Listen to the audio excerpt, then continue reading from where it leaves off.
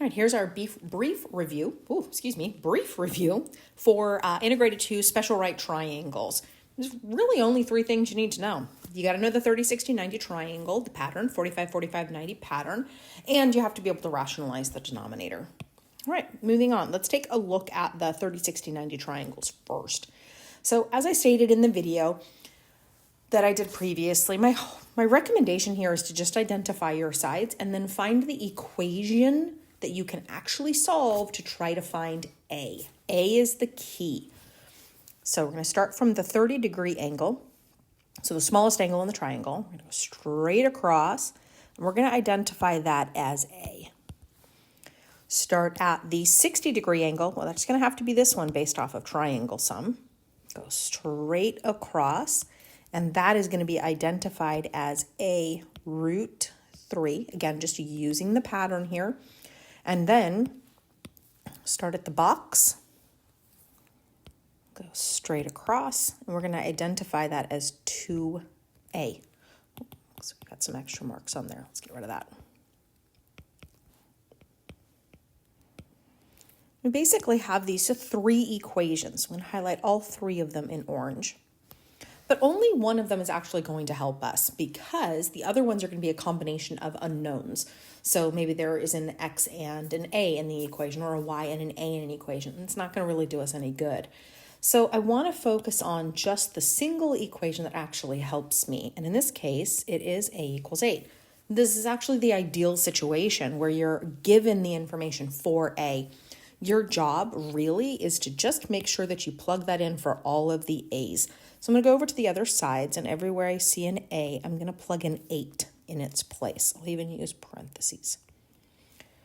So everywhere I see an A, I'm going to plug an 8. All right, now let's go back and see if we can finish those. So let's drop the Y equals and drop the root 3. If I go through and simplify that, well, the best you can do is actually just drop the parentheses. So it looks like Y is equal to 8 root 3. So that's one of my answers. All right, let's go over to the other one. So we have X. Okay, let's drop the 2 straight down. Just drop the X straight down as well. Now we can go ahead and do the 2 times 8. Looks like X is going to be equal to 16. That's it. Those are my answers. So the idea here is I'm just going to identify the sides. So with A root 3 or 2A, find the equation that can actually help me out here so I can get an answer for A if I don't already know what it is, and then plug those in accordingly to the other places. All right, I'm going to go ahead and do the same thing on the next question. Now, if at any point in time you want to try these problems, I highly recommend pausing it and then see if you can do the question yourself and then come back and check. See how you did. Okay, so opposite the smallest angle, that's going to be A. And then we're going to go opposite the medium angle, that's going to be A root 3. Again, just using my pattern. Opposite the box, that's going to be 2A.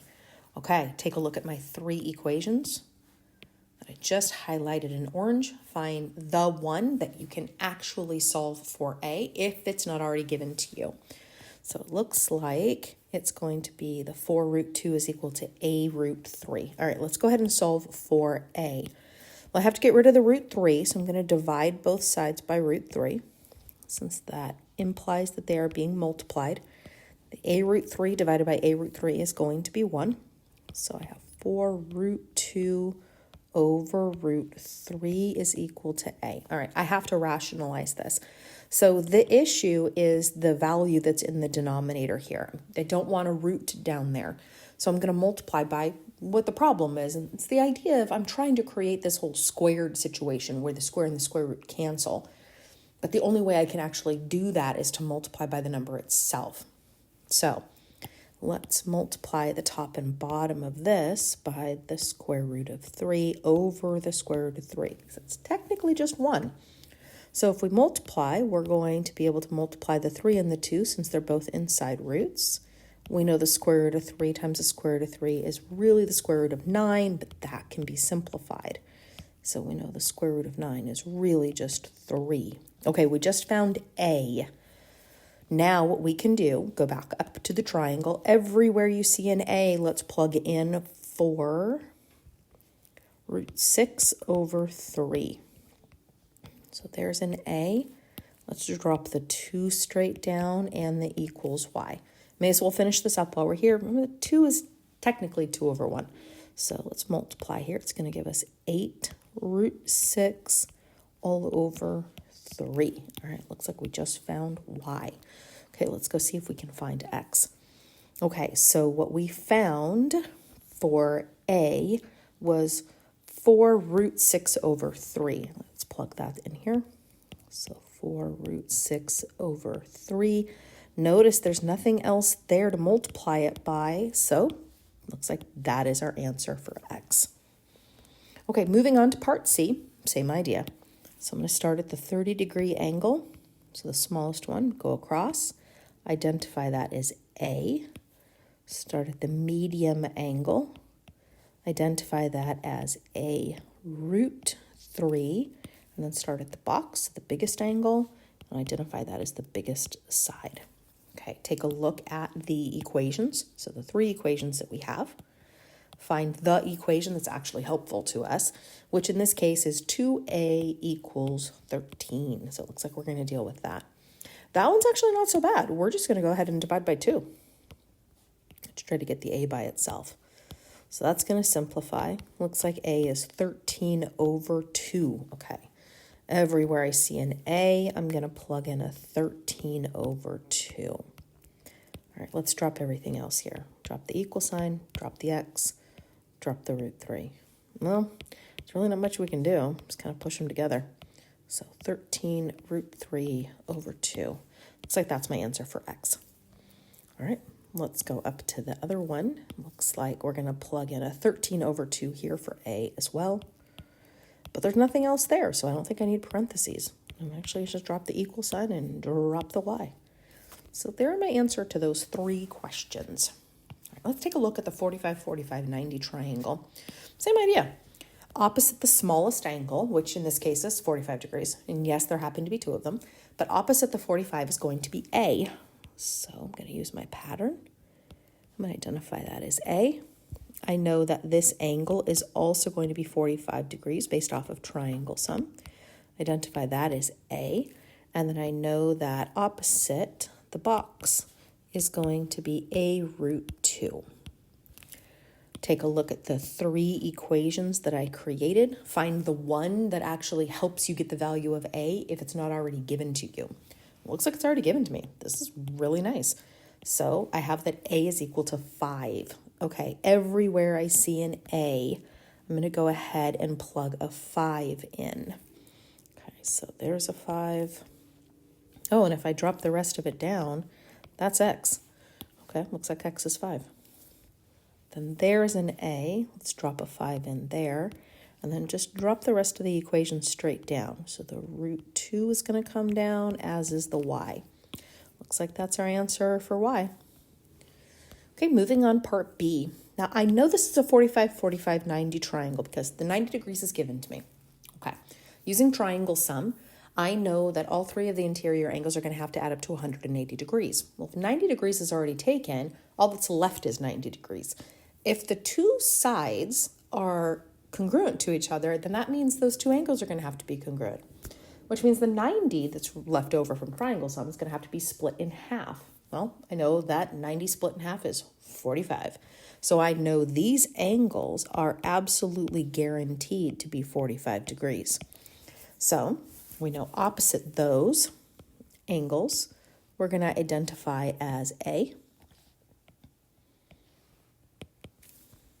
And then opposite the box, the biggest one is going to be A root 2. Take a look at the 3 equations. Find the one that will actually help you. Looks like it's the A root 2 is going to help us. So that's the one we're going to solve. All right, let's get rid of that root 2. So we're going to have to divide. All right, on the left-hand side, root 2 over root 2 cancels. So we'll get A is equal to 24 over root 2, but we know we're not allowed to leave it like that. So we're going to have to rationalize. Multiply by 1. We're just making the 1 look however we want. And in this case, we want it to look like root 2 over 2. We're going to go straight across. So that gives us 24 4 times root 2. Now root 2 times root 2 is root 4. But we know in the bottom that root 4 is technically 2. Now if you take a look at this, we can actually simplify the 24 and the 2, which is exactly what we're going to do. So that's going to give us a is equal to, if we simplify those, we get a 12. But remember, you're going to have to carry the root 2 with you. We can't simplify the 2 in the bottom and the root 2 because the root 2 isn't really a 2. It's 1 point something. So we don't know what that is. Okay, now that we know what a is, let's go ahead and plug it in for all the a's. So I'm going to put a 12 root 2 here. Let's go ahead and pull the x up. Well, looks like we've got the answer for x. All right, looks like we have another one over here. So I'm going to plug in 12 root 2 for a, drop the equal sign, drop the y. Looks like we have the answer for both x and y. Okay, part C. We're already told that this is 45 degrees. So that means by triangle sum, this one is also 45 degrees. Okay, opposite, that's going to be a. Opposite, that's also going to be a. And then opposite the box, that's going to give us a root 2. Same process. Take a look at the equations. Find the one that's actually helpful to you. So we don't want an equation that has a combination of variables in it or a combination of unknowns. Well, looks like a is actually given to it. This is pretty nice. So if we take a look at 7 root 5 is equal to a, we can go ahead and just plug that in all over the place here. So let's find all of the a's. And I'm going to plug in a 7 root 5 here. I'm going to go ahead and pull up the root 2 that was already there and the x. Okay, I can actually multiply these together. But since both the 5 and the 2 are inside roots, I am going to multiply, but you want to make sure that you only multiply the stuff that's inside the roots then. So like insides with insides, outsides with outsides. So 5 and 2 is going to give me root 10, and then don't forget to bring the 7 with you. There's our answer for x. Now, if I could simplify root 10, I would, but I can't. So let's go over to y. All right, we found out that a was 7 root 5. There's nothing else there. So I'm just going to drop down the equal sign and drop down the y. Looks like that's what our answer is going to be. Okay, last thing we need to work on is some rationalizing. But we've also done it on the previous slides, so this is just a little bit more practice. All right, take a look at this. I cannot simplify a as it is. The 14 is not inside a square root. The 6 is. Can't mix them. But I'm not allowed to have a square root of 6 in the bottom. So let's rationalize this thing. Multiply top and bottom by the square root of 6. I'm going to go straight across when I multiply. So that's going to give me 14 times root 6. Okay, on the bottom, let's see if we can eliminate a step here. I know that root 6 times root 6 is technically root 6 times itself. Times itself means squared. So this is technically root 6 squared, but square and square roots cancel. I think we just get a 6 in the bottom. Now, you could have gone through and written out square root of 6 times the square root of 6 is equal to the square root of 36, which is true. And then square root the 36, and that's going to give us 6. You'll still get to the same spot. Okay, now let's take a look at this. I don't think that we're done. We still need to simplify the 14 and the 6. Remember, we don't know exactly what the root 6 is. There's nothing we can do with that. So I think about what goes into 14 and 6 evenly, and I know a 2 goes in. So I'm going to simplify the bottom by 2. I'll get a 3, simplify that by 2, and that's going to give me a 7. So I think my answer here is going to be 7 root 6 over 3. And that is going to be our answer for this question. Just like the questions on the previous slides, if you want to give these a shot and then come back and check your work, you're absolutely welcome to. Okay, let's take a look at this guy. I see that I have a root on the top and a root on the bottom. I automatically look to see if those can be simplified. So I'm going to look at those two things. Since they're both inside roots, they can actually be simplified. So basically, could I simplify 3 over 15? Yes, of course I can. I know that the 3 goes into both of those. So 3 goes in there once, 3 goes in there 5 times. So let's write down what we've got. So I've got 3 times root 1 over root 5. Can't get rid of the roots, still need those. But even this like root 1 business, well, the square root of 1 is 1. And then the 3 and the root 1 are being multiplied. So basically this is 3 times 1, which is just 3. I don't think I even need that root 1 there at all. So I think I really just have 3 over root 5. Now we rationalize. Got to get rid of the root in the bottom. So multiply straight across. That's going to give me 3 times root 5. Let's see if we can skip that step again. Root 5 times root 5 is root 25. Root 25 is 5. Let's do a quick check here, see if we can actually simplify. So I'm going to take a look at the 3 and the 5. Nope, can't simplify those. I believe we are looking at our answer. No more root in the denominator either. Okay, last question for this review. Let's take a look at C. And there's a couple different ways that you can approach this. We know that the square root of 12 can be simplified. So chances are we're probably going to need to be able to do that. So I think that's what I'm going to do first. As it is right now, though, you can't actually simplify the 6 and the 12. So I think what I'm going to do is I'm going to go off to the side with the root 12 business and see if I can simplify that guy. So let's make a tree. Let's see. 2 and 6 gives me 12. 2 is prime. We'll stop with that branch. And 6 is not. 6 is composite. 2 and 3, though, make up 6. Those are both prime. Okay, I think root 12 can be rewritten as root 2 squared times 3. Okay, that's not great, but I think we can simplify this. So I'm going to rewrite this down here, so I'm out of a little bit of space here. So if I have root 2 squared times 3, no addition or subtraction, so I can actually pull these guys apart. So root 2 squared times root 3. All right, I wanted to do that because in this very first one, I have a square and a square root. We know that those are inverse operations, so they actually cancel. So let's get rid of the squared. Let's get rid of the square root. Looks like we're just going to have a 2 and then a root 3. Let's get rid of the dot, push these guys back together. Okay, I'm going to use that as my replacement for the square root of 12. So I'm going to go back up to my question here, and I'm going to do this in a different color just so we can see that the pink was specifically to simplify the bottom. Okay, so this is going to be 6 over, all right, let's replace the root 12 with 2 root 3. Okay, simplifying as I go. Let's take a look at this. I have a 6 on the top and a 2 on the bottom. Those can be simplified, so let's do that. 2 goes into 2 in the bottom once.